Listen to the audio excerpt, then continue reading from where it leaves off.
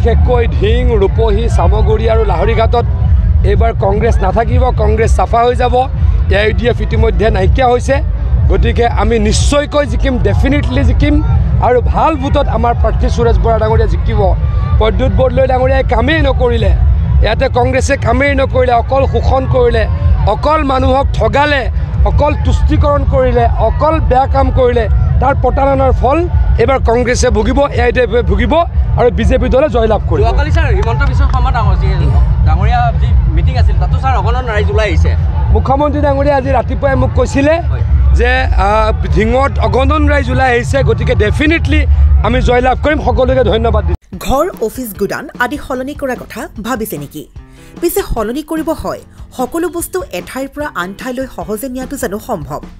চিন্তা তাতেই নহয় জানো